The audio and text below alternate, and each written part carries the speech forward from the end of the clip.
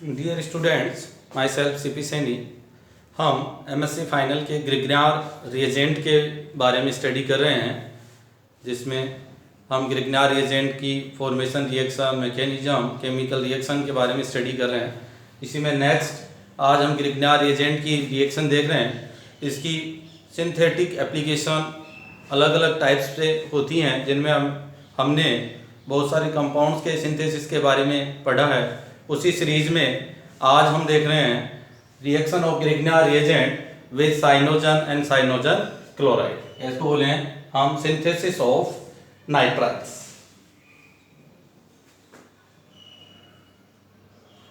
Synthesis of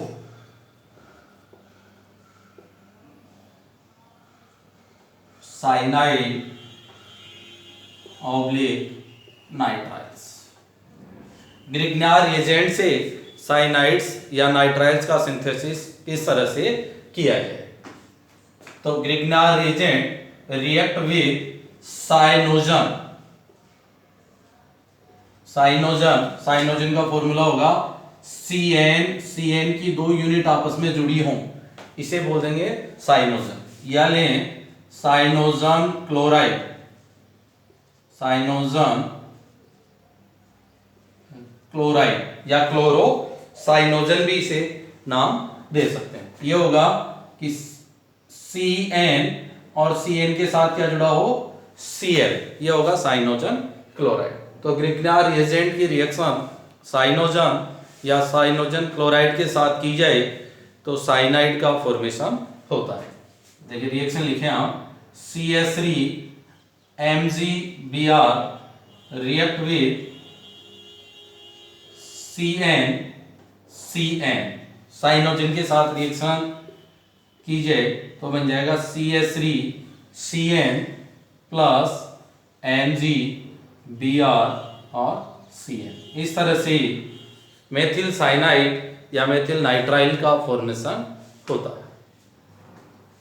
second reaction Cyanogen के साथ मिलेगा साइनोजन क्लोराइड से रिएक्शन करवाएं, CH3 MgCl plus ClCN Cyanogen chloride से, तो रिएक्शन होगी Cl पर और ये इसके साथ जुड़ जाएगा और इससे बनेगा CH3 CN प्लस MgCl। इस तरह से ग्रिग्नार रिएजेंट साइनोजन या साइनोजन क्लोराइड के साथ क्रिया करके साइनाइड का फॉर्मेशन करता है। नेक्स्ट और इंपॉर्टेंट रिएक्शन, ग्रिग्नार रिएजेंट से हम अनदर ऑर्गेनिक ऑर्गेनोमेटेलिक कंपाउंड्स का सिंथेसिस भी कर सकते हैं। तो नेक्स्ट है synthesis of organometallic compounds. Synthesis of organometallic compounds. देखिए हम ऑर्गेनोमेटेलिक कंपाउंड्स चैप्टर ही पढ़ रहे हैं, इससे अनदर ऑर्गेनोमेटेलिक कंपाउंड्स का सिंथेसिस कर सकते हैं।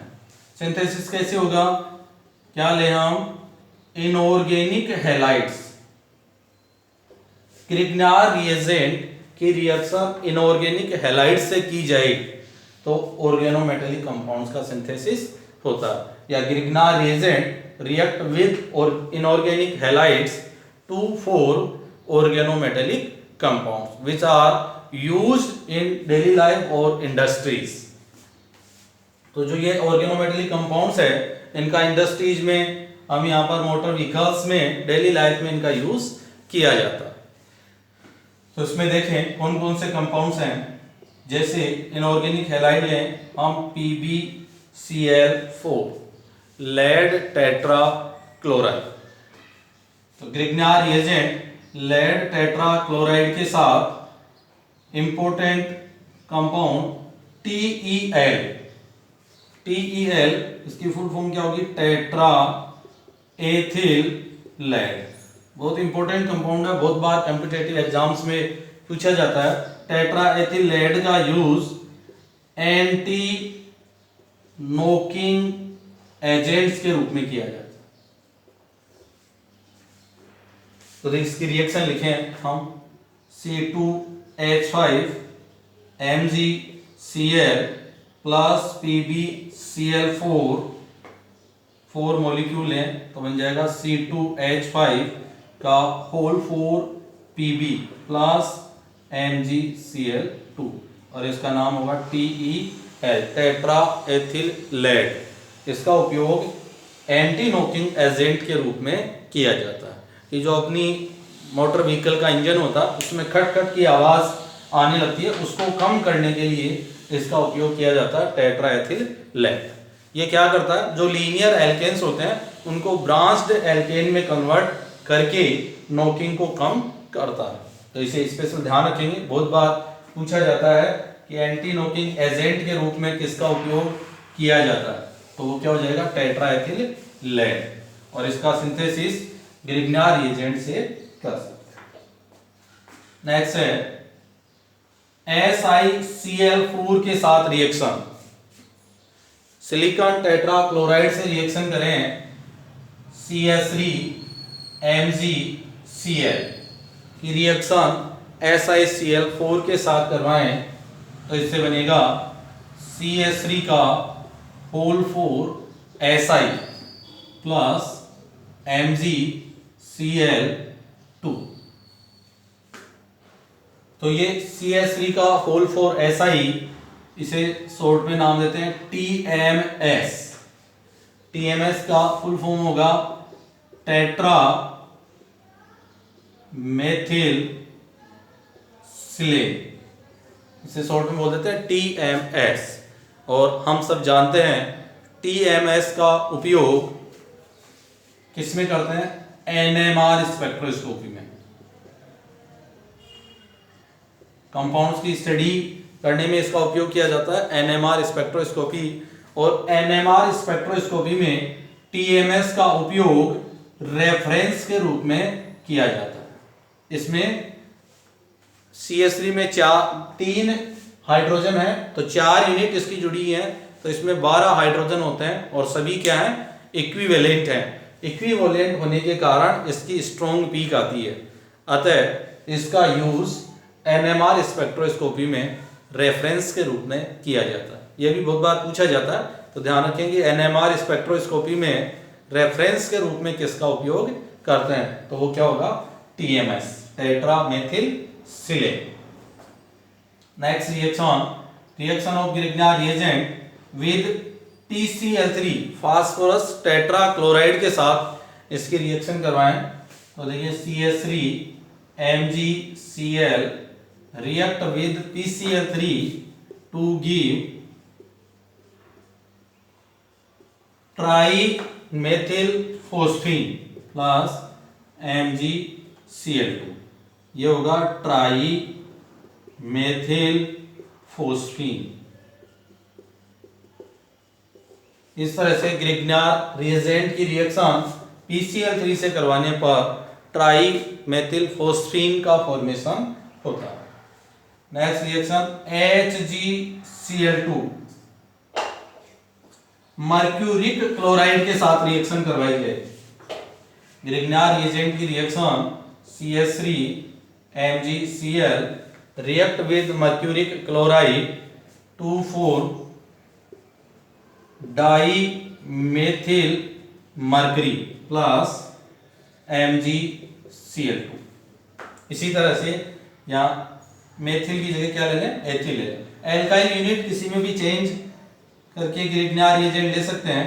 जैसे मान लीजिए इसकी रिएक्शन करवाई जाए एथिल मैग्नीशियम ब्रोमाइड, तो इससे बनेगा C2H5 का whole twice Hg plus MgBr और Cl, डाई एथिल मर्करी। जो भी एल्किल यूनिट ग्रिग्नार अभिकर्मक में लेंगे उसी के अकॉर्डिंग प्रोडक्ट बनेगा। तो यहाँ बन जाएगा डाई मेथिल मर्करी, ये बनेगा डाई एथिल मर्करी। और इनका उपयोग बैक्टीरियोसाइड्स फंजीसाइड्स के रूप में किया जाता है। मर्करी के कंपाउंड्स का उपयोग फंजीसाइड्स बैक्टीरियोसाइड्स के रूप में किया जाता है। नेक्स्ट रिएक्शन है कैडमियम क्लोराइड के साथ CdCl2 CS3 MgCl की रिएक्शन कैडमियम क्लोराइड से की जाए तो बन जाएगा CS3 का whole twice cadmium plus MgCl2। 2। इस तरह से क्या बन जाएगा, डाई मेथिल केट। इस प्रकार इनऑर्गेनिक हैलाइड के साथ ग्रिग्नार रिएजेंट की रिएक्शन करवाई जाए तो ऑर्गेनोमेटेलिक कंपाउंड्स का फॉर्मेशन होता है, जिनका उपयोग हम डेली लाइफ्स में और इंडस्ट्रीज में इनका उपयोग किया जाता है। इसके अलावा कुछ एक दो रिएक्शंस और हैं ग्रिग्नार रिएजेंट की, जो और देखें। ग्रिग्नार रिएजेंट से बहुत सारे कंपाउंड्स का सिंथेसिस कर सकते हैं, जैसे फॉर एग्जांपल नेक्स्ट है सिंथेसिस ऑफ ईथर, इसको ईथर भी बोले, या synthesis of higher ether. Grignard reagent से ईथर का सिंथेसिस करें या हायर ईथर का सिंथेसिस करें, इस रिएक्शन के बेसिस पर ग्रिग्नार रिएजेंट से हम हायर कंपाउंड्स का सिंथेसिस कर सकते हैं। देखो किस तरह से कर सकते हैं, जैसे मान लीजिए रिएक्शन CH3 MgBr प्लस कोई भी ईथर लें और वो ईथर क्या हो, हेलोजिनेटेड ईथर। बस अपने को क्या चेंज करना उसमें, हेलोजिनेटेड ईथर, अर्थात एक हाइड्रोजन को हेलोजन से रिप्लेस कर दें तो वो क्या हो जाएगा, हेलोजिनेटेड ईथर। और उस हेलोजिनेटेड ईथर की रिएक्शन ग्रिग्नार रिएजेंट से की जाए तो क्या बन जाएंगी, हायर ईथर का फॉर्मेशन होता है। For example BrCH2OCH3। देखो ईथर लिया हमने, डाई मेथिल ईथर लेके चल रहे हैं, तो एक मेथिल यूनिट का H किससे रिप्लेस कर दिया, Br से, तो ये हो जाएगा ब्रोमो डाई मेथिल ईथर। इससे फॉर्मेशन होगा CH3CH2 और OCH3। देखिए इसमें कितने, 2 ही कार्बन है और इस ईथर में कितने कार्बन हो गए, 3 कार्बन। तो इस तरह से हायर ईथर का फॉर्मेशन होता है, साथ में क्या बन जाएगा, MgBr। इस तरह से ग्रिग्नार रिएजेंट से हायर करेस्पॉन्डिंग हायर कंपाउंड्स का सिंथेसिस कर सकते हैं। मतलब जिस तरह का हेलोजिनेटेड कंपाउंड लेंगे उसका हायर कंपाउंड का फॉर्मेशन हो जाएगा। देखो नेक्स्ट इसी सीरीज में हम रिएक्शन लिखें कि सिंथेसिस ऑफ एस्टर।